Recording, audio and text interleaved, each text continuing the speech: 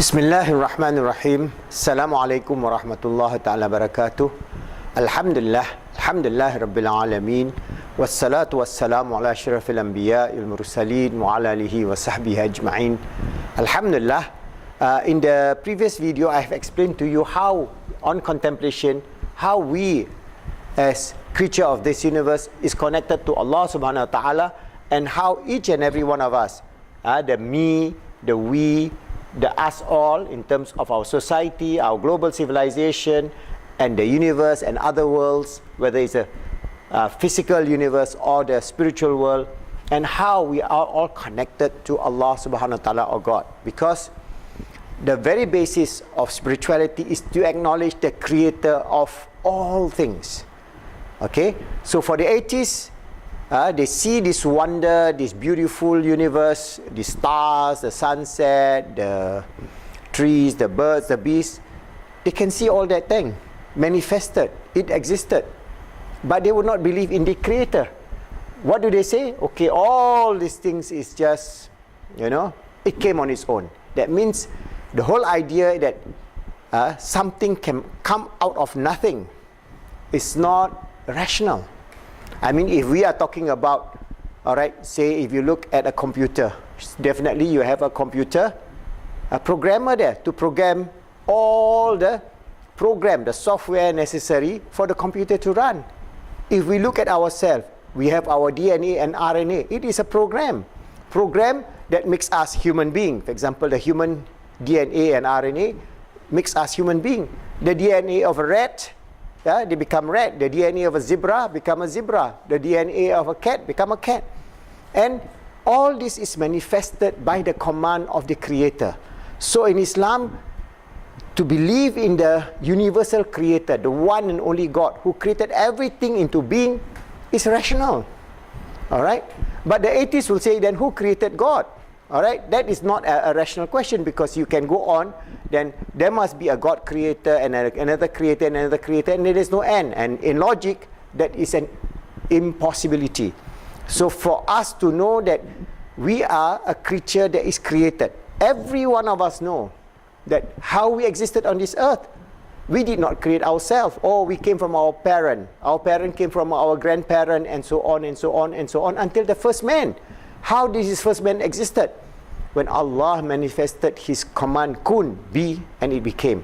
So all the kingdom of existence, whether it's the animal kingdom, to the angelic kingdom, and to us, the human kingdom, which is manifested, fused with we have our ruh, our akal, our qalb, and our jasad. This is ourself. So this is the jasad. So these four domains is created by Allah subhanahu wa ta'ala, because we are a creature of consciousness. We have conscious. We are a creature of contemplation. We can contemplate of our existence, and we can contemplate the grandeur of Allah. So that is our purpose and meaning in life. We are not like the cats. We are not like the beasts. We are a creature with rationality. So as we contemplate about the rational existence, our rational existence, we must contemplate on our purpose and meaning in life vis-a-vis God. So once we understand that God is our Lord, our Creator, then we know He is all merciful, all forgiving, all loving, all caring, all powerful. So everything is manifested in the absolute sense in Allah, in God. So we can then rely on Allah. For an atheist, there's nothing to rely on. You ask them if they are dying or something. Finally, they say, oh my God, please help me. They still use the word, oh my God, but you have no understanding who is their God. But in Islam, it is very fundamental for you to contemplate your nature existence vis-a-vis Allah subhanahu wa ta'ala. Then Allah tells us in the Quran, Allahu waliyul ladhina amanu yukhrijuhum minaz zulumati ilan nur. Allah is your friend, your waliyul, your confidante, who is always helping you, close to you. And Allah brings you out from darkness unto light. So we want to live in light, in the light of Allah subhanahu wa ta'ala, the nur of Allah subhanahu wa ta'ala. So when we understand that, then we know that our life is to manifest the glory, the love, the mercy, the compassion, the forgiveness of Allah subhanahu wa ta'ala in ourselves, in me, in we, and in all of us. Alright? So it is very important because with this understanding, we can bring Islam in the 21st century as we contemplate that this deen of Islam can solve a lot of the problem of modern human being. The first problem of modern human being when we contemplate is the issue of our existential existence. Why are we on this earth? We are on this earth to manifest the glory of Allah. We are on this earth to be the Caliph of Allah, His servant and Khalifa. We are on this earth to make ourselves good, to help others to be good and make the world good. So that is very simple way of us leading a good life. And beyond this physical world, because of the spiritual input, the consciousness that we have come from our roh. Because we are a creature that can see this grandeur. The cats or the cows or the monkeys could not do that. Alright? So because of that, as we reflect over the grandeur of Allah subhanahu wa ta'ala, we also got to reflect of our existential question. Me, who am I? Why am I on this earth? What am I supposed to do on this earth? This is beautifully answered in Islam, and that's why we have explained this in detail in our book, Post-Islamic Psychology, a Transcendent Model to Achieve Peace, Happiness and Success in the 21st Century. So for Muslims to lead the world in the 21st century is quite easy. I'll give you 3 levels of contemplation. First, the me level, then the we level, then all of us. Alright? First, the me. We must move away from the current way of life that is being propagated of consumption, consuming. So the me now become a greedy me, greed. So the whole 21st century civilization is geared towards more and more and more. So when that's going to end? That is going to end with the destruction of the world. Because of the greed, we are exploiting this earth. We are cutting down all the trees. We are exploiting all the oil. We are putting more CO2 into the atmosphere. In the end, what happened? We have climatic change. We have drought. We have storms. We have so many of this manifestation of our own hands. That's why Allah tells us in the Quran, it is your own hands that created destruction, because Allah created everything in just balance. Allah has given us the balance of our existence in life to know who we are. Allah give us the balance of the ecology so that we don't upset. Allah give us the balance of our spirituality so that we acknowledge the grandeur of Allah. So when we can do that, we can then move on to the next level. That means this me must always think of we, our family, we. So we must think of our children, our grandchildren, our great-grandchildren. What is going to happen to them if we, this greedy 21st century humanity, is going to destroy all the forests, all the resources? What is left for our grandchildren, our great-grandchildren? They will, when we are in our grave, curse at us because we have misused the gift of Allah. Because of our extreme greed, we have destroyed the very good earth that Allah has given us in just balance. So we have to think about we. Not only that we got to think about we got to go to another level in contemplation, all of us. So we have to look at the global society. We have to look at the society. Why this society is becoming so broken down, full of depression, full of mental problems, psychological problems, dissatisfaction with life, phobia, and all kind of spectrum in terms of mood disorder, schizophrenia, all right, and so on, psychopath, all this. Why? So we have to help the society. All of us must work together. So Islam gives us a beautiful way of life and a beautiful solution for humanity in the 21st century. We must go back to the basics of living a good life within the framework of Islam. We must move away from the extreme consumption pattern that we have today and utilize whatever Allah has given us in terms of science and technology and so on. But we must first go back to the basics. The basics is what? Me and we and all of us must work together. So in Islam, we must work. In the 21st century, we Muslims can be the most peaceful, most loving, most caring society because the whole deen of Islam is still intact. Maybe in other religion, they have this whole, some idea of the goodness of this world and the goodness of the hereafter. But in Islam, it is very, very clear-cut.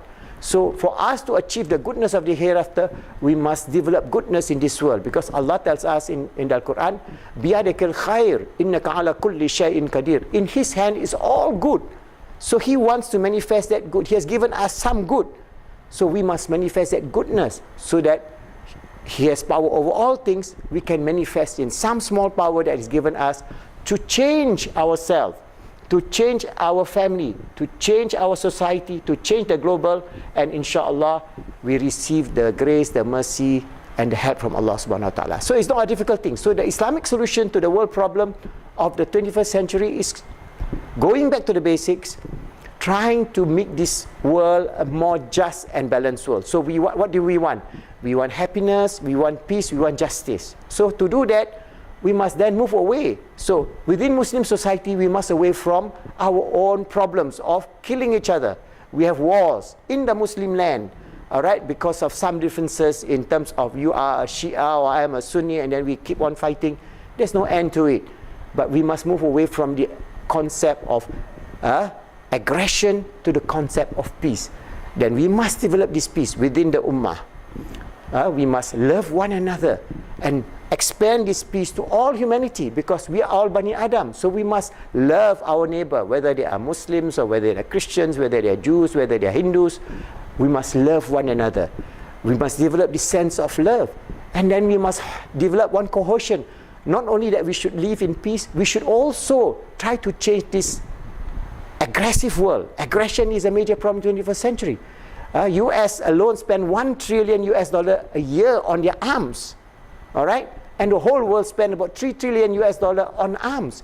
If all this $3 trillion is being spent to save the planet, planting more trees, developing high-tech agriculture, developing a balanced way of water resources, of desalination, and so many things that we can do with that money instead of building war machines, then we can save this planet. It's so easy, but yet it is so difficult. It's so easy to say, yeah, we have $3 trillion that can feed the whole Africa, the whole Asia for many, many years to come. We can supply so much food. But why are we building killing machines? Now we're building killing robots, killing drones.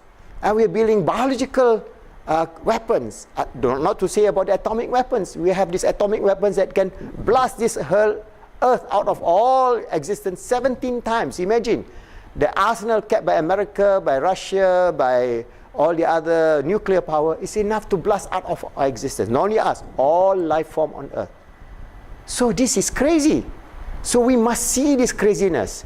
And this, inverted comma, I use the word stupidity. But we cannot say it to a politician right now, but we must then work together. So Islam and Muslims can be the forerunner of peace, happiness, justice in this world by we ourselves changing ourselves first, because for things to change, we must change first. We change ourselves, try to develop a sense of peace with all humanity, with all goodly creatures on earth. We must have peace with our bees, because if we don't have peace with our bees, we are cutting out all the trees and all the weeds and all that. In the end, there's no honey for the bee to collect, and there's nothing to pollinate. And when there's so, we have no food, because we're depending on the pollination by the bees. We must be at peace with all the natural environment, and we must most importantly be at peace psychologically.